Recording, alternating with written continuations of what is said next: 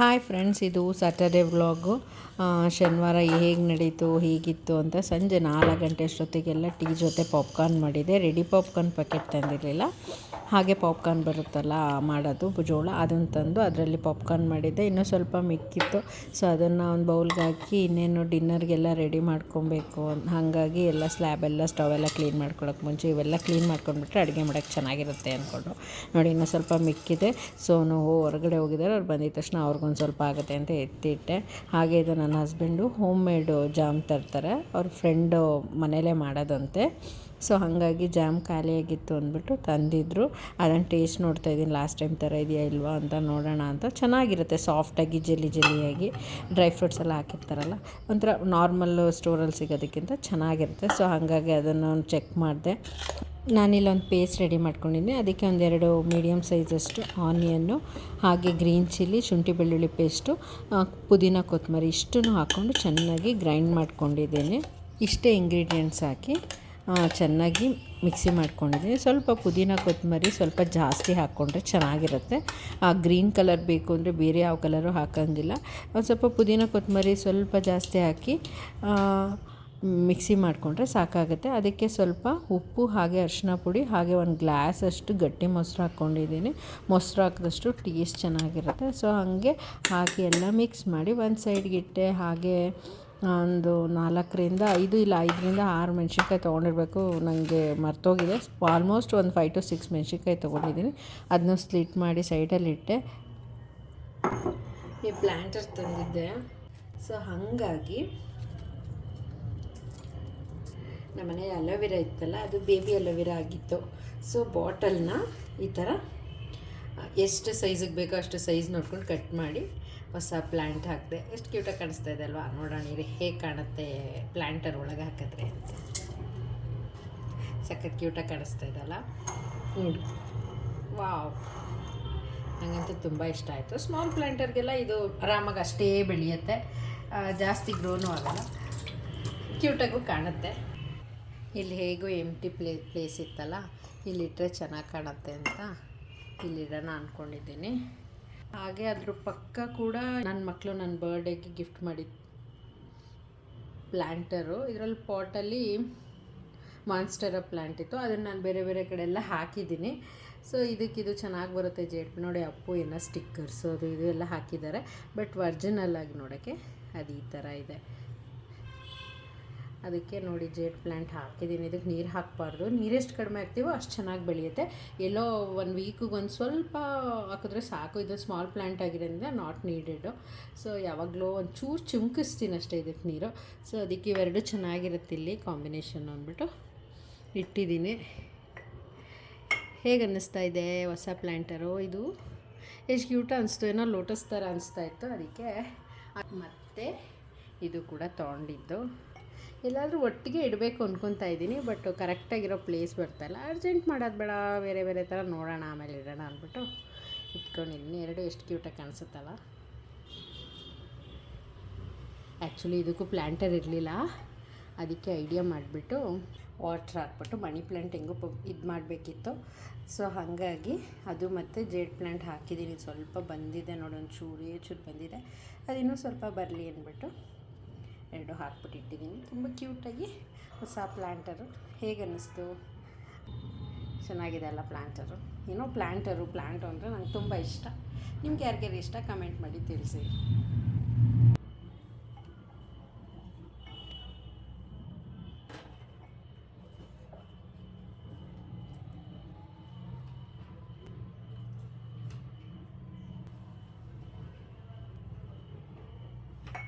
ಹಾಗೆ ಮಧ್ಯಾಹ್ನ ಬಿರಿಯಾನಿ ಮಾಡಿದ್ದೆ. ಸೊ ಅದು ಈಗ ಡಿನ್ನರ್ಗೆ ಅದೇ ಆಗುತ್ತೆ ಬಿರಿಯಾನಿ. ತುಂಬ ಟೇಸ್ಟಿಯಾಗಿ ಸಖತ್ತಾಗಿದೆ. ಸ್ವಲ್ಪ ಡಿಫ್ರೆಂಟಾಗಿ ಮಾಡಿದ್ದೆ. ಮುಂಚೆನೇ ನಿಮಗೆಲ್ಲ ಗೊತ್ತಿರೋಂಗೆ ನಮ್ಮ ಮನೇಲಿ ಪೀಸ್ ಜಾಸ್ತಿ ಹಾಕಲ್ಲ, ಆದರೂ ನನ್ನ ಹಸ್ಬೆಂಡ್ಗೆ ಒಂದು ಸ್ವಲ್ಪ ಬಿರಿಯಾನಿಲಿರೋ ಪೀಸ್ ಇಷ್ಟ, ಅವರಿಗೋಸ್ಕರ ಸ್ವಲ್ಪ ಹಾಕ್ತೀನಿ. ನನ್ನ ಮಕ್ಕಳಂತೂ ಬಿರಿಯಾನಿಲಿರೋ ಪೀಸ್ ಇಷ್ಟಪಡೋದಿಲ್ಲ. ಹಾಗಾಗಿ ನೈಟಿಗೆ ಇದೆ ಆಗುತ್ತೆ. ಇರೋ ಜೊತೆಗೆ ಒಂದು ಸ್ವಲ್ಪ ಚಿಕನ್ ಗ್ರೇವಿ ಮಾಡಿಬಿಡೋಣ ಅಂತ ಅಂದ್ಕೊಂಡು ಎಲ್ಲ ಮ್ಯಾರಿನೇಟ್ ಮಾಡಿ ಇಟ್ಟಿದ್ದೀನಿ.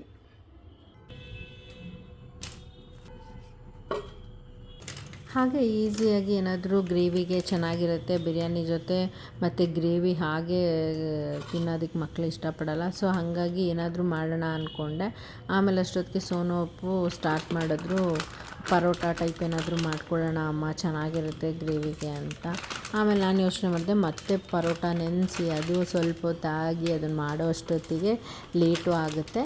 ಆಮೇಲೆ ಇನ್ಸ್ಟೆಂಟಾಗಿ ನಾನು ಒಂದೊಂದು ಸರ್ತಿ ಪರೋಟ ಟೇಸ್ಟೇ ಬರಬೇಕು ಅನ್ನೋ ಟೈಮಲ್ಲಿ ಇನ್ಸ್ಟೆಂಟಾಗಿ ಒಸೆಯೋಂಗಿಲ್ಲ, ತಟ್ಟಂಗಿಲ್ಲ, ಏನೂ ಇಲ್ಲ, ಈಸಿಯಾಗಿ ಪರೋಟ ಟೈಪೇ, ಪರೋಟ ಸ್ಟೈಲೇ ಅದು. ಬಟ್ ತಿನ್ನೋಕೆ ಮಾತ್ರ ಒಳ್ಳೆ ಟೇಸ್ಟ್ ಇರುತ್ತೆ. ಅದೊಂದು ಸ್ವಲ್ಪ ಹೊತ್ತಾದ್ಮೇಲೆ ಸಾಫ್ಟು ಆಗುತ್ತೆ. ಕ್ರಂಚಿ ಆಗಬೇಕು ಅಂದರೆ ಕ್ರಂಚಿಯಾಗೂ ತಿನ್ಬೋದು ಬಿಸಿ ಬಿಸಿದು. ಸೊ ಅದನ್ನು ಯಾವಾಗಲೂ ಯೂಶ್ವಲಿ ಮಾಡ್ತಾಯಿರ್ತೀನಿ. ಸೊ ಅದು ನಿಮ್ಮ ಹತ್ರ ಯಾವತ್ತೂ ನಾನು ಶೇರೇ ಮಾಡಿರಲಿಲ್ಲ. ಸೊ ಅದು ಹೆಂಗೂ ಈ ಗ್ರೇವಿಗೂ ಚೆನ್ನಾಗಿರುತ್ತೆ. ನನಗೂ ಆಲ್ರೆಡಿ ಟೈಮ್ 8:30 ಆಗಿಬಿಟ್ಟಿತ್ತು, ಇನ್ನು ಮಾಡೋ ಎನರ್ಜಿನೂ ಇರಲಿಲ್ಲ. ಸೊ ಈಸಿಯಾಗಿರುತ್ತೆ, ಮಕ್ಳಿಗೂ ಇಷ್ಟ ಆಗುತ್ತೆ, ಎಲ್ಲರಿಗೂ ಚೆನ್ನಾಗಿರುತ್ತೆ ಅಂದ್ಬಿಟ್ಟು ಇದನ್ನೇ ಮಾಡೋಣ ಅಂತ ಮಾಡ್ತಾಯಿದ್ದೀನಿ. ಇಲ್ಲಿ ಸ್ವಲ್ಪ ಉಪ್ಪು ಹಾಕ್ಕೊಂಡಿದ್ದೀನಿ. ಹಾಗೆ ನಮ್ಮ ಮನೆಗೆ ಎಷ್ಟು ಬೇಕೋ ಅಷ್ಟು, ಆಲ್ಮೋಸ್ಟ್ 1/4 ಬಟ್ಲಷ್ಟು ಅಂದರೆ ಸ್ಮಾಲ್ ಮೀಡಿಯಮ್ ಬೌಲಷ್ಟು ಮೈದಾ ಹಾಕ್ಕೊಂಡಿದ್ದೀನಿ. ಮೈದಾ ಜೊತೆ ಬೇಕಂದರೆ ನೀವು ಗೋಧಿ ಹಿಟ್ಟು ಆ್ಯಡ್ ಮಾಡ್ಕೊಬೋದು. ಬಟ್ ನಂಗೆ ಮಕ್ಕಳೆಲ್ಲ ಕೇಳಿದ್ದು ಪರೋಟ ರೋಟಿ ಟೇಸ್ಟೇ ಬೇಕು ಆಗಿದ್ದರಿಂದ ಬರೀ ನಾನು ಮೈದಾನೇ ಹಾಕ್ಕೊತಾ ಇದ್ದೀನಿ. ಬೇರೆ ಯಾವುದೇ ಏನೇನು ಪೌಡರ್ ಇದಕ್ಕೆ ಆ್ಯಡ್ ಮಾಡ್ಕೊಂಡಿಲ್ಲ. ಸ್ವಲ್ಪ ವಿಸ್ಕರಲ್ಲಿ ಮಿಕ್ಸ್ ಮಾಡಿದ್ರೆ ಲಮ್ಸ್ ಎಲ್ಲ ಆಗೋಲ್ಲ. ಸೊ ಹಾಗಾಗಿ ಸ್ವಲ್ಪ ದೋಸೆ ಹಿಟ್ಟಿನದಕ್ಕೆ ಅದನ್ನು ಮಾಡ್ಕೊಂಡಿದ್ದೀನಿ. ಅದಕ್ಕೆ ದೋಸೆ ಹಿಟ್ಟಿನದಕ್ಕಿಂತ ಸ್ವಲ್ಪ ತಿಕ್ಕಾಗೇ ಇದೆ. ಅದನ್ನು ಒಂದು ಸ್ವಲ್ಪ ಮಾಡಿ ಸೈಡ್ಗೆ ಇಟ್ಬಿಟ್ಟು ಅದು ನೆನ್ಕೊಳ್ಳೋಷ್ಟೊತ್ತಿಗೆ ಗ್ರೇವಿಗೆ ಮುಂಚೆನೇ ಮ್ಯಾಗ್ನೇಟ್ ಮಾಡಿದ್ನಲ್ಲ, ಗ್ರೇವಿನ ಸೈಡ್ ಬೈ ಸೈಡ್ ರೆಡಿಯಾಗಕ್ಕೆ ಇಟ್ಬಿಡೋಣ ಅಂತ ಇಲ್ಲಿ ಒಂದು ಸ್ವಲ್ಪ ಇನ್ನೊಂದು ಸ್ವಲ್ಪ ಒಂದು 5ರಿಂದ 6 ಚಿಲ್ಲಿ ಹಾಕ್ಕೊಂಡಿದ್ದೀನಿ. ಸ್ವಲ್ಪ ಆಯಿಲ್ಗೆ ಚಿಲ್ಲಿ ಫ್ರೈ ಮಾಡಿಕೊಂಡು ಅರಿಶಿನ ಪುಡಿ ಹಾಗೆ 2 ಸ್ಪೂನು ಧನಿಯಾ ಪುಡಿ ಹಾಕ್ತಾಯಿದ್ದೀನಿ. ಆಮೇಲೆ 1 ಸ್ಪೂನಷ್ಟು ಗರಂ ಮಸಾಲ ಹಾಕಿದ್ದೀನಿ. ಆಮೇಲೆ ಜೀರಿಗೆ ಪುಡಿನೂ ಹಾಕಬೇಕಾಗುತ್ತೆ. ಗರಂ ಮಸಾಲ ಇನ್ನೂ ಸ್ವಲ್ಪ ಫ್ಯೂಚರಲ್ಲಿ ಯೂಸ್ ಮಾಡಿದರೆ ಸ್ವಲ್ಪ ಹಾಕಿದ್ದೀನಿ ಅಷ್ಟೇ. ಹಾಕ್ಬಿಟ್ಟು ಈ ಥರ ಸ್ವಲ್ಪ ಎಣ್ಣೆಯಲ್ಲಿ ಪೌಡರೆಲ್ಲ ಫ್ರೈ ಆದಮೇಲೆ ನಾವು ಮುಂಚೆನೇ ಮಿಕ್ಸ್ ಮಾಡಿ ಇಟ್ಕೊಂಡಿದ್ವಲ್ಲ ಆ ಚಿಕನ್ ಹಾಕ್ತಾಯಿದ್ದೀನಿ. ಇಲ್ಲಿ ಆಲ್ಮೋಸ್ಟ್ 1 kg ಅಷ್ಟು ಇದೆ ಚಿಕನ್ನು. ರೆಡಿ ಚಿಕನ್ ಆಗಿರೋದ್ರಿಂದ ಸ್ವಲ್ಪ ಜಾಸ್ತಿನೇ ಇದೆ ಅನಿಸುತ್ತೆ. ಇದು ನಾನು 2ಕ್ಕೂ ಡಿವೈಡ್ ಮಾಡಿದ್ರಿಂದ ವೆಯ್ಟ್ ಮಾಡಲಿಲ್ಲ. ಬಟ್ ಆಲ್ಮೋಸ್ಟ್ 1 kgಗಿಂತ ಸ್ವಲ್ಪ ಅಷ್ಟಿದೆ. ಸೊ ಅದನ್ನು ಹಾಕಿ ಅದೇ ಎಣ್ಣೆಯಲ್ಲಿ ಫ್ರೈ ಮಾಡ್ತಿದ್ವಿ. ಸ್ವಲ್ಪ ಎಣ್ಣೆ ಜಾಸ್ತಿ ಹಾಕಿದ್ರೆ ಟೇಸ್ಟ್ ಇರುತ್ತೆ. ನಮ್ಮ ಮನೇಲಿ ಸ್ವಲ್ಪ ನಾನು ಆಯಿಲ್ ಕಡಿಮೆನೇ ಯೂಸ್ ಮಾಡೋದ್ರಿಂದ ಎಷ್ಟು ಬೇಕೋ ಅಷ್ಟು ಹಾಕಿದ್ದೀನಿ. ಅದನ್ನು ಈ ಥರ ಮಿಕ್ಸ್ ಮಾಡಿ ಕುದಿಯೋ ಟೈಮಿಗೆ ಲಿಡ್ ಕ್ಲೋಸ್ ಮಾಡಿ ಇಟ್ಬಿಟ್ಟೆ. ಅದು ಇನ್ನೊಂದು ಹಾರ್ಡ್ಲಿ ಒಂದು 10 to 15 ಮಿನಿಟ್ಸಲ್ಲಿ ಚಿಕನ್ ಗ್ರೇವಿ ರೆಡಿ ಆಗಿಬಿಡುತ್ತೆ. ಅಷ್ಟೊತ್ತಿಗೆ ನಾನು ಮುಂಚೆನೇ ಮಿಕ್ಸ್ ಮಾಡಿ ಇಟ್ಟಿದ್ನಲ್ಲ ಆ ಬ್ಯಾಟರ್ ತೊಗೊತಾ ಇದ್ದೀನಿ. ಇಂಚು ನೋಡಿ ತುಂಬ ಚೆನ್ನಾಗಿ ಕಾದಿದೆ ತವ ಮೇಲೆ. ನಮ್ಮ ಕಡೆ ಎಲ್ಲ ಅಕ್ಕಿ ರೊಟ್ಟಿ ನಾವು ಈ ಥರನೇ ಮಾಡೋದು. ಸೊ ಅಕ್ಕಿ ರೊಟ್ಟಿ ಈ ಥರ ಮಾಡೋರಿಗೆ ಬಂದರೆ ಆರಾಮಾಗಿ ಮಾಡ್ಬೋದು. ಇನ್ನು ಸ್ವಲ್ಪ ಡೈಲ್ಯೂಟ್ ಮಾಡಿಕೊಂಡ್ರೆ ಸೌಟಲ್ಲಿ ಹಾಕ್ಬೋದು, ಬಿಸಿ ಹಾಕೋಕ್ಕೆ ಬರಲ್ಲ ಅಂದರೆ. ಬಟ್ ಈ ಥರ ಹಾಕಿದ್ರೆ ಅದು ಸೇಮ್ ಪರೋಟ ಥರನೇ ಬರುತ್ತೆ. ಸೊ ಎಷ್ಟು ತೆಳ್ಳಗೆ ಬೇಕೋ ಎಷ್ಟು ದೊಡ್ಡದು ಬೇಕೋ ಅದು ಅವ್ರವ್ರು ಮಾಡೋದಕ್ಕೆ. ಆಮೇಲೆ ಮಕ್ಕಳು ಹೇಗೆ ಇಷ್ಟ ಆಗುತ್ತೆ. ನನಗೆ ಅಪ್ಪುಗೆ ಚಿಕ್ಕದಾಗಿರಬೇಕು, ಸೋನಿಗೆ ಸ್ವಲ್ಪ ದೊಡ್ಡದಾಗಿ ಕ್ರಿಸ್ಪಿಯಾಗಿರಬೇಕು. ಸೊ ಒಬ್ಬೊಬ್ಬರು ಮನೆಯಲ್ಲಿ 4 ಜನ ಇದ್ದೀವಿ ಅಂದರೆ ಡಿಫ್ರೆಂಟು ಡಿಮ್ಯಾಂಡಿಂಗ್ಸ್ ಇರುತ್ತೆ, ಅವ್ರವ್ರ ಟೇಸ್ಟಿಗಿರುತ್ತೆ.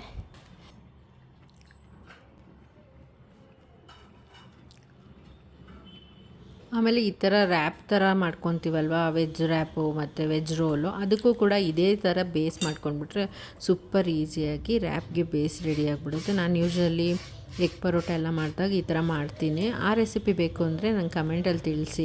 ಸೇಮ್ ಇದೇ ಥರ ಮಾಡಿಬಿಟ್ಟು ಮಾಡ್ಬೋದು, ತುಂಬ ಚೆನ್ನಾಗಿರುತ್ತೆ. ಹೊರಗಡೆ ಕ್ರಿಸ್ಪು ಇರುತ್ತೆ, ಒಳಗಡೆ ತುಂಬ ಮಾಯಿಸ್ಟಾಗಿ ಸಾಫ್ಟಾಗಿ ಚೆನ್ನಾಗಿ ಬರುತ್ತೆ.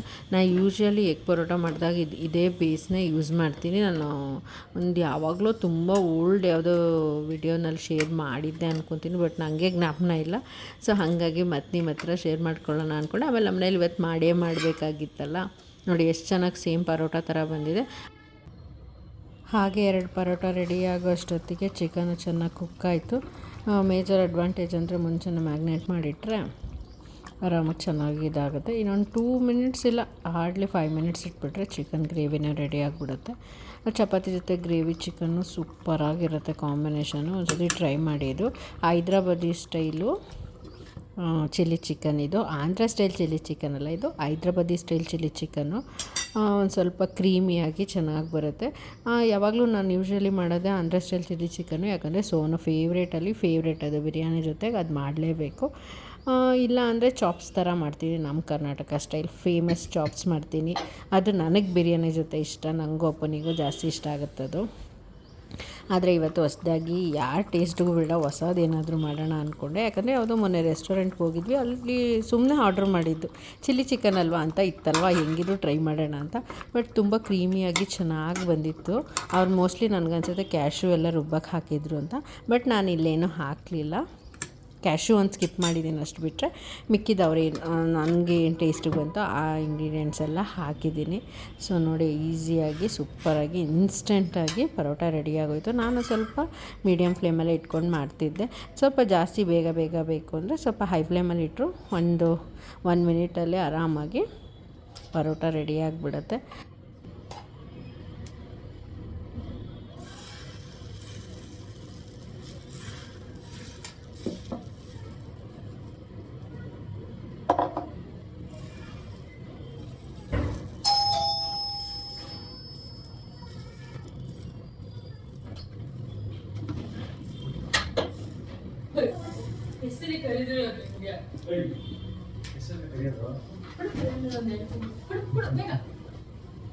ನನ್ನ ಪಾಪನ ಮುಟ್ಟಾಗ ಮುಂಚೆನೇ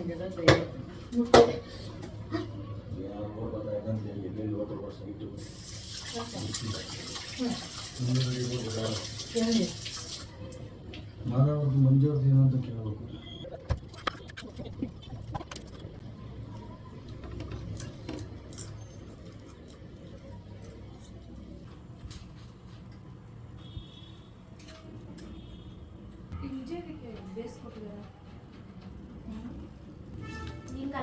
ನಾನೇನೇನು ಮಾತಾಡ್ತಾ ಇಲ್ವಲ್ಲ.